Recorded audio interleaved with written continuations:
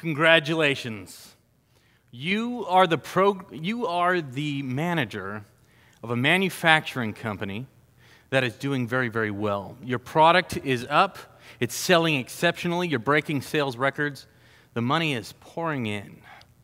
Things are going well enough that you have decided to start a new product line.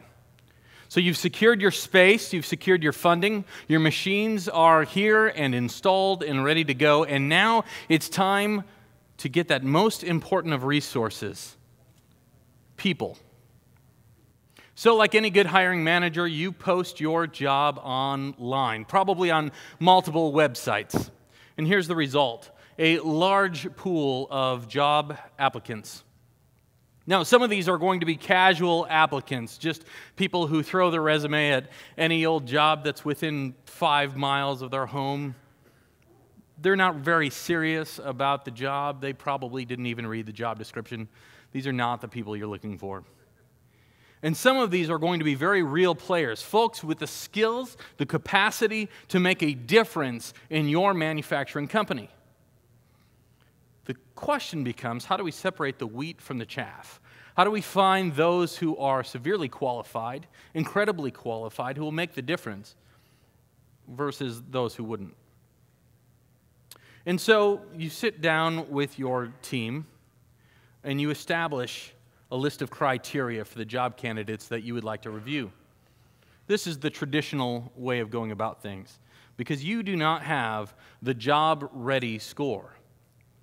And so you come up with this list of criteria, you enter it into a computer somewhere, and now you have, with an applicant tracking system, narrowed down these resumes to just 2. You've identified these 2 people based on keywords that are on their resume that are going to show that, yes, they have what it takes to work at your company. The problem is the objective data that comes on a resume has nothing to do with what you guys talked about as an HR team. We want an employee who shows up on time, who is drug-free, an employee who knows how to work and work hard, good work ethic, a communicator, those kind of things. None of that is evaluated on a resume. None of it is apparent. And yet you're evaluating these folks based just on a resume. It's an antiquated system. But having no alternative, you push ahead. And so we review the objective data that's available to us. Meet your 2 candidates, Mo and Joe. Now, Mo, he has a 2-year degree. His GPA, not so strong. His experience, though, is exactly what you're looking for. He has 10 years of experience in a manufacturing environment very similar to your plant. His references are okay. And he took your pre-employment examination, and he did pass it, but he just passed it. Then we have Joe. Now, Joe has a 4-year degree, a little more attractive, yes, and his GPA was stellar throughout college. His experience, though, is lacking. He had an externship during one of his semesters at college, and he's been on his current job at a competitor for about 6 to 9 months. His references were pretty strong, and when you gave him your pre-employment examination, he did absolutely fabulous. Knocked it out of the park. Very good job. So the question becomes, who do we hire, Mo or Joe? But the data that we have available shows us nothing, again, about that criteria that we called a good worker. And so I'll put the question to you. Raise your hand if you would hire Mo. Raise your hand if you would hire Joe. Almost evenly divided. Interesting. So this is the traditional recruiting model. What we want to change is a measurement of what actually matters for job preparation for a candidate. And so here's a glance of what we're talking about with the Job Ready score. Now, looking at these same 2 candidates, Mo and Joe, we find that Mo is an exceptional critical thinker. He is a leader. He has personal accountability. He's going to show up to work on time, drug-free, and ready to get the job done. His technical skills and certifications are about equal with Joe's. His practical experience we already knew was higher, but we didn't know that he was such a good communicator. It turns out that Mo is the candidate of choice, but it has nothing to do with what was on his resume.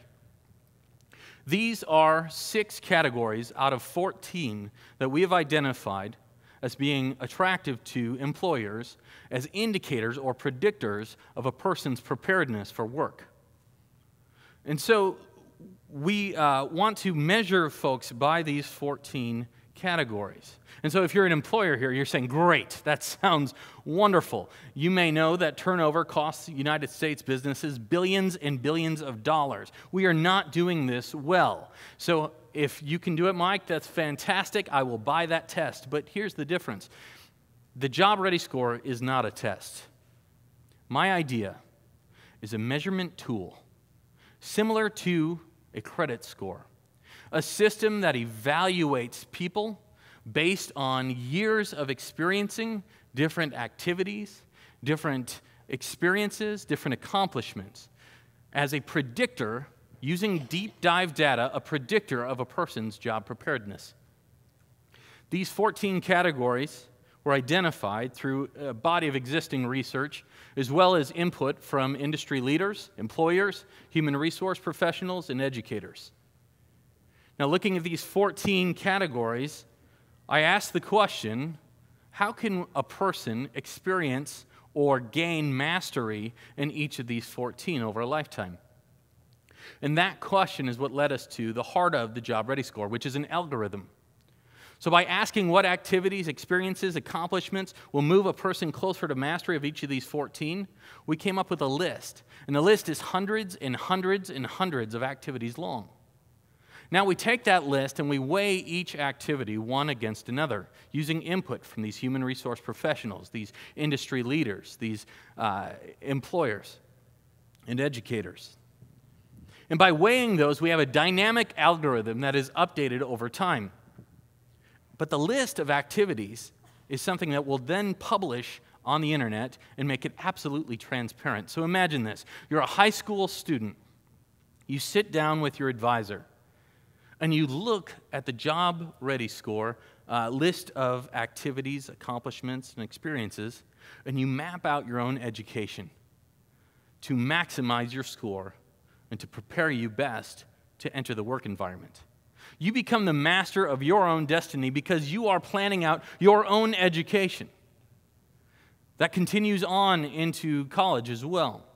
You were then given a profile online, so you have a digital key to this profile. You're able to hand this out to an employer, a potential employer. And so this employer is able to look at your Job Ready score and not only see your overall score, like a credit score, but rather is able to customize what categories and what subcategories are most important in that employer's environment. Then we're able to take objective data attained over years of a person's life based on their experiences, their activities, and their accomplishments, and best predict if they will be prepared for work. So this is how the Job Ready score works. And it becomes something of equality. Because by publishing this transparently, the kid in the high school that's underperforming, not graduating a huge percentage of their student populace and struggling to get through, has the same opportunity to control his or her own destiny as the person in the private, expensive school. This becomes very personal to me because of my own experience of having a non-traditional resume. I was a pastor for 9 years. When it came time for me to leave ministry, I took my religious studies degree and my 9 years of experience in a church, and I went to find a job. I moved to a new community, and I started applying online. I had no luck at all. Finally, frustrated, I moved ahead of my family and said, I'm going to get a job. And I began a marathon. I put on my shirt and tie, and I hit the streets. I applied at 64 different businesses in 7 different cities, including 3 jewelry stores, 2 eyewear stores, and a Taco Bell, and couldn't get a job. After 63 no's, number 64 was the lucky one. And it was a car dealership, and I think I got the job because while sitting waiting for the interview, I almost sold a Chevy. But the yes was for a 100% commission job selling Chevrolets, new and used. 7 weeks later, I left training pay early, And my first and only full month at that dealership, I was the number 2 salesman for new Chevys. Now, why, if I had what it took, why, oh why, did 63 companies say no? I'm not going to take a risk on you. It's because they did not have the empirical data that backed up my position, that I am a leader, that I have experience answering to a board and budgeting and leading volunteers, which is not the easiest job in the world. Growing a church. I could not empirically show that I have what it takes to make a difference in a company.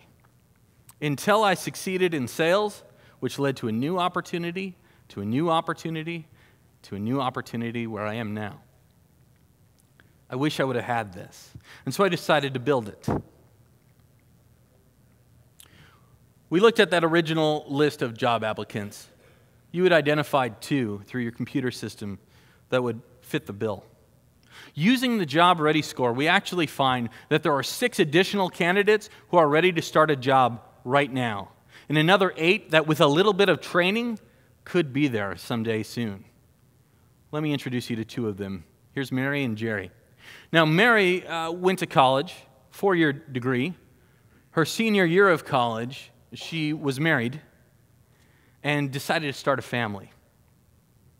And she made the decision that she wanted to stay at home and raise her kids. Now it's 20 years later, she's an empty nester, and she is ready to go into a career job. But she hasn't had one for 20 years.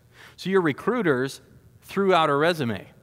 But what do we know about Mary? By looking at the Job Ready score, we see that she is a critical thinker with high personal accountability, that she is a leader in her community, and a strong communicator. Now, she also has spent time as the head of the PTA. She served for 4 years on the board of a nonprofit organization making a difference in young people's lives.